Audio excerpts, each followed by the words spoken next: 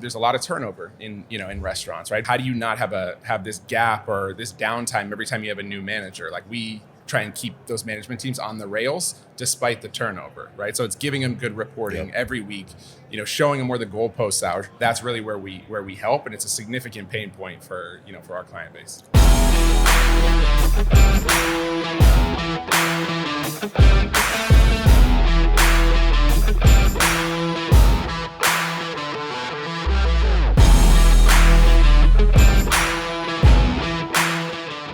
Welcome to Digital Hospitality. I'm your host, Sean Walchef. This is a Cali BBQ Media production. We are coming to you live from the National Restaurant Association show in Chicago. 55,000 restaurant professionals, 2,200 vendors, people from all over the country, 4 days, 12 football fields. And our goal when we first started this show was to find the best storytellers, the best technology professionals, the best entrepreneurs. It's so cool to be able to be here sitting down with Alex Racioppi. He is the founder and the CEO of KitchenSync. What's KitchenSync, Alex? Thanks for having me. KitchenSync. KitchenSync is it's a AI-powered CFO for your restaurant group, essentially, right? So it's plug and play finance department. People are really struggling right now to staff up these departments in their restaurant groups, right? You start to scale, you need another bookkeeper, you need another accountant. We take all that off the table. Just hire us per location, take care of all your financial reporting, accounts payable, cash flow management, basically like a business partner in a box. When did you find out this was a pain for the restaurant industry? Yeah, good story on this one. So I used to work in private equity. That's what I did out of college. I worked for a big firm called Platinum Equity. And my job was to call up business owners all the time and see if they want to sell their businesses. So every day, like 50 calls, talking to business owners, asking them questions about their financials, about how they grew their business, all this sort of stuff. About 5 years into that, my parents get divorced. My mom starts dating a chef. He's got a 50-seat restaurant in Boston. I meet him, go through my same speech, ask him questions about his business, how are your financials, how are things going? No answers. He knew nothing about any of like the business aspects of what he was doing, right? I mean, this guy, Restaurant Depot in the morning, show up at the restaurant, cook all day, get home at 4 o'clock in the morning, pass out on the couch, same sort of cycle, looking at his bank account, trying to figure out, whether the business was working or not. So that's sort of tipped me off on the idea, right? Like, there's a lot of people out here like this that they don't have the financial wherewithal, they don't have the background, they're busy, right? It's not that he didn't want to know, it's that he just didn't have the resources, right? Didn't have the experience. So that's kind of, when I started, it was just really consulting. It was consulting with him, and then he introduced me to a bunch of other people kind of in that area, similar profiles, chef-driven restaurants, and I just started helping them. I hired a bookkeeper. That wasn't my background. Yep. More of a finance person, and just consulting with these people. And then I started to realize, like, man, there's a real business in here. There's a ton of data that needs to get processed. We can do this much more efficiently. We can start to automate a bunch of this. But it's been a 10-year journey. This doesn't happen overnight, right? So, it's really understanding the problem. Then we started to move up market, right? It's tough to build a business when you're just focused on a single unit, kind of independent guys. There's still a lot of churn in that, in that segment, right? It's tough. So today, when you look at our business, it's a lot of like 3 to 30 location restaurant groups. That's kind of where we specialize today. We'll still take a lot of one-off, restaurants, people with those growth aspirations. It's a nice fit for us. But yeah, that's kind of the backstory on it. When you're meeting with potential clients, what are you learning? Like, what's the pain points in this industry right now? So something kind of crazy is happening right now. So in the U.S., the accounting profession is losing like hundreds of thousands of people a year, right? So like people aren't coming out of school getting into this. With AI and with like a lot of automation, the writing's on the wall for this profession, right? So you don't have a lot of kids just coming out being like, oh, I want to be an accountant, I want to process data. So when you're in a restaurant group environment, right, you've got pretty low margins in each of your stores. You're trying to funnel money up to your corporate office, right? You don't have a huge budget to attract the talent that's remaining, in this space in finance, right? So what we're finding is that like people just don't have anyone to do the job, right? So even if you want to hire your own team internally, you can't find those people. And if you do, they either don't have the experience, or maybe they're like way too expensive. They have too much experience. And what you end up doing is you hire that guy who's maybe like, bookkeeper level, right? And you want him to be your CFO. And like, that's not going to happen. You can't afford both. Or you hire a CFO and you're like, man, I need somebody to do the data processing. And like, now you're wasting money on that guy, who's just spending all his time doing something very rote and mundane. So what's nice about our platform is you get the economies of scale where, we've got people at every level that do the work. And now that we're automating, we're just bringing the price down and down and down. And the insights are getting better and they're getting faster. So we're using AI in like every process within the company. And now, we're serving up the AI tools right within our platform. So the customer can be, asking questions about their books, getting insights generated for them. But the focus for us is not just like bookkeeping, right? I don't want to stick a P&L on the desk of a chef and be like, hey, figure it out, right? We're breaking it down to get the insights out. So we want to give them the answers to the test. That's the difference between us and some of the other like solutions out there, right? Where it's like you're creating work for the client. We don't want to do that. It's all about just what do I need to do? You got 100 problems you can solve in a restaurant on any given day. How do we help them prioritize? Based on the financial impact of like this is what you need to worry about, right? So that's been the focus of the business. What do you wish you knew building a technology company before you started? God, a lot. It's been a good journey. Look, it's taken a long time, but it's been a good journey. And honestly, I wouldn't change much of it. I'd say that we're really well positioned today because of what we went through. So I really like think about this business in phases. So when we were doing the consulting piece of it, like before we even decided we were building a technology company, that's where we really learned about the problem. And you see a lot of technology companies where, it's a tech guy, somebody who knows how to code, but they don't understand the problem that they're solving. So you just start building stuff and it doesn't really work, right? We made an acquisition last year, actually, of a company that kind of had a similar profile like that. It was guys in the restaurant tech space. They're like, I want to solve this bookkeeping problem. They built a really nice app and it just like wasn't clicking. They had really good technology that we've now integrated into what we do. But the problem that they had in scaling was like, they just didn't understand the problem. So I wouldn't really change anything. We've had a lot of experience. We've had, a ton of clients. We've had clients that are small, clients that are large. We've really learned a lot. And all that knowledge is now built into the platform, which is, it's a cool place to be. When you're building out the platform and you're meeting, you said 3 to 30 unit location restaurant groups, where's their pain points in scaling? Like when you're at 3, is it at 3? Is it at 7? Yeah, so something cool happens at like 3. Cool for us, right? Not cool for the operator, right? So, at 2 locations, you're usually going to be, those 2 locations in the same city probably. Yeah. So like as an owner, you can bounce between those places, right? So like, in any given day, what's going on, right? I don't have to tell you that it was slow. You saw empty seats, right? I don't have to tell you that so-and-so was late showing up. You knew that, right? At 3 locations, you can't be in 3 places in a day, right? So now all of a sudden your need for reporting, your need for like somebody else to keep an eye on the business for you, like that becomes a prevalent thing. So for us, that's where we see the clients engage the most with our reporting. And that's the point at which you really have to start professionalizing what you're doing. And you've got to figure out, how can I empower these managers to run the business for me? You can't just be the guy or the girl that's doing everything yourself anymore. So, that's really a nice entry point for us, because it's like, okay, how do I start to bring my team up? And that's a big focus of our solution. Like, we talk about AI and we talk about all this tech, but what are we actually doing? We're empowering management to make good decisions, right? So in that environment, and as you're scaling, you're constantly hiring new people, and it's just, there's a lot of turnover in restaurants, right? Like people move on, they go do other things. So how do you not have this gap or this downtime every time you have a new manager? Like we try and keep those management teams on the rails despite the turnover, right? So it's giving them good reporting every week, showing them where the goalposts are, showing them what they need to do. That's really where we help, and it's a significant pain point for our client base. What have you learned about the restaurants that you're onboarding right now about their current state of their tech stack? So it's clunky, right? So it's super fragmented, and there's lots of technology. Yeah, there's a lot of stuff out here, and there's a lot of point solutions, right? So for any little problem that you have, there's like 10 things to choose from.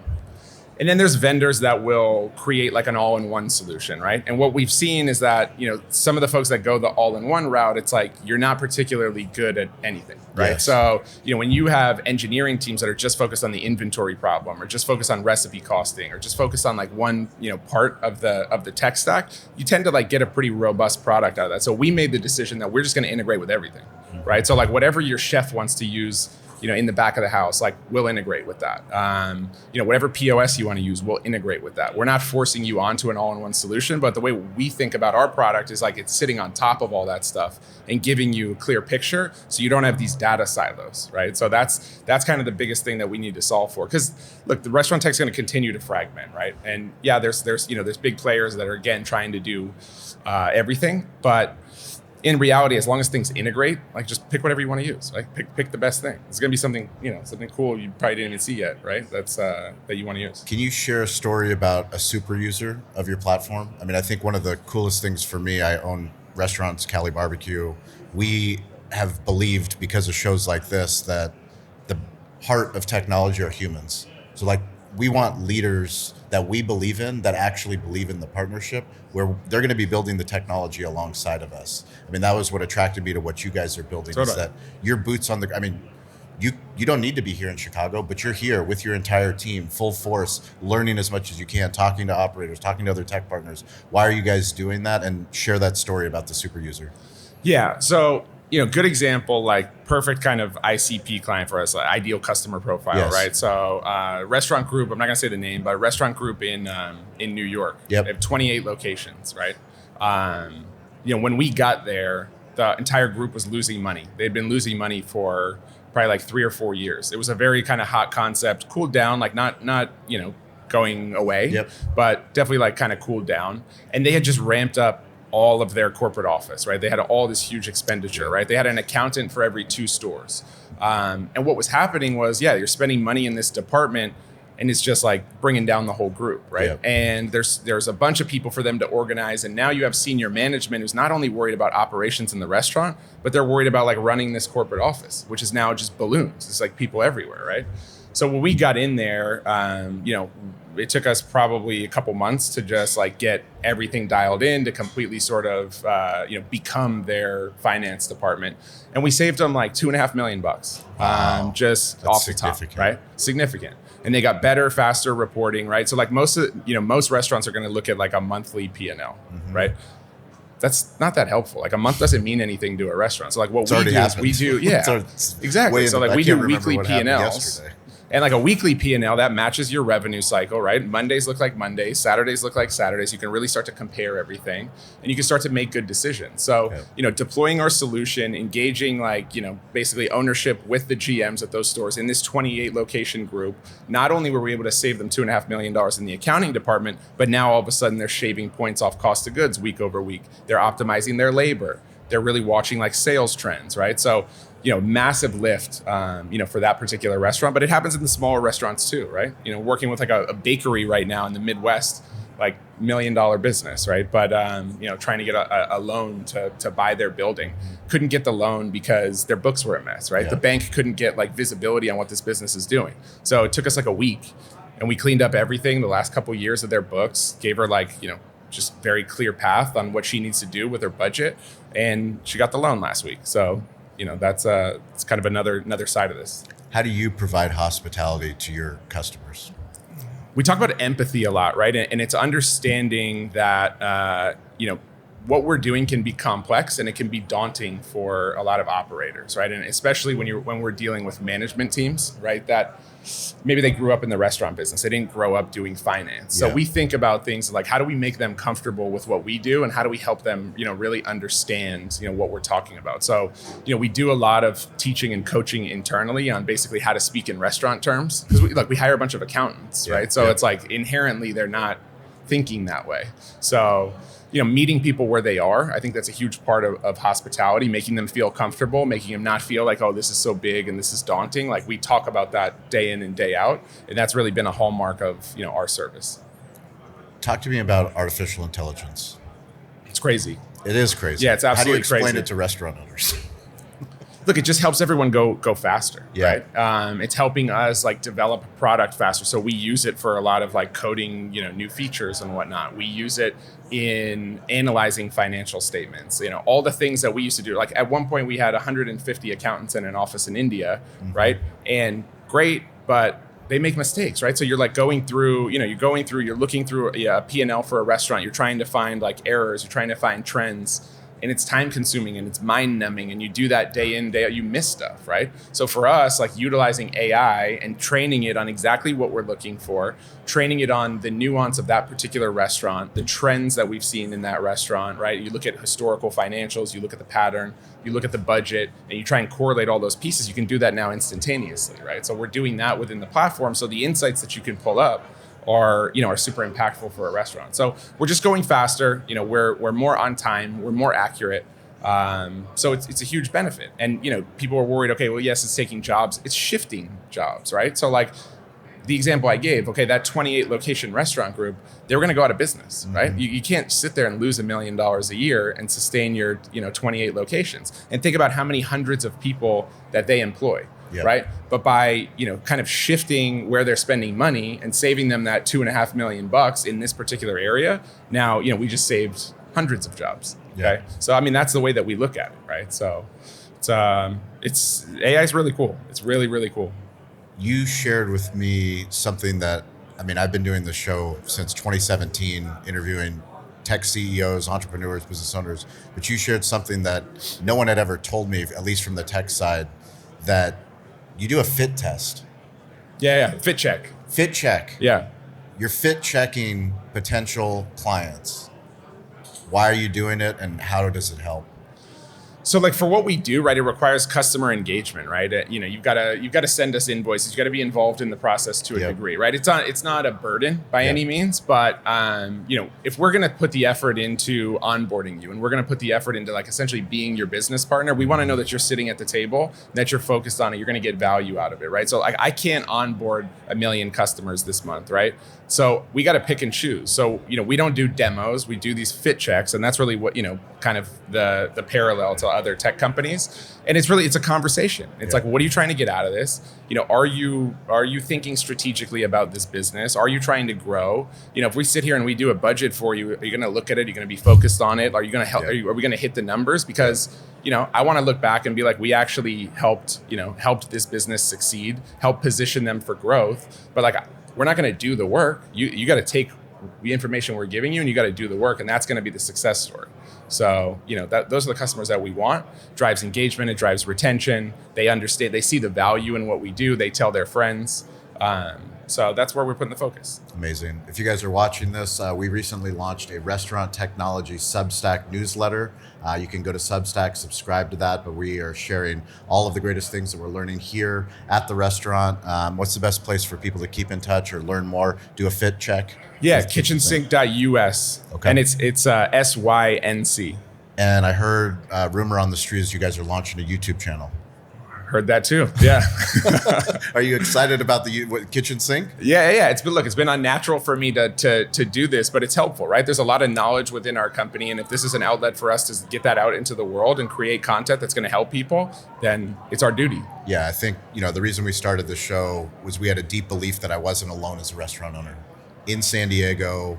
Running my restaurant, there were other people that were smarter than me, that were curious like me, that were willing to ask questions, do the work, and to be here at the National Restaurant Show with you, who's building, some of the greatest technology for our industry. It's truly an honor. So thank you for awesome. Thanks for having me. Of course. As always, stay curious, get involved. Don't be afraid to ask for help. You can reach out to me anytime at Sean P. Walchef on any platform. Instagram's probably the fastest, but we appreciate you guys. We'll catch you next episode.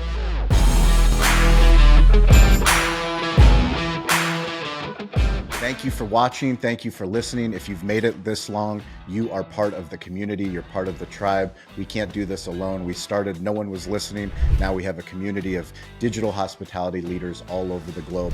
Please check out our new series called Restaurant Technology Substack. It's a Substack newsletter. It's free. It's some of our deep work on the best technology for restaurants. Also go to YouTube and subscribe to Cali BBQ Media. Cali BBQ Media on YouTube. We've been putting out a lot of new original content. Hopefully you guys like that content. If you want to work with us, go to betheshow.media. We show up all over the United States, some international countries. We would love to work with you and your growing brand on digital storytelling. You can reach out to me anytime at Sean P. Walchef on Instagram. I'm weirdly available. Stay curious, get involved, and don't be afraid to ask for help. We'll catch you next episode.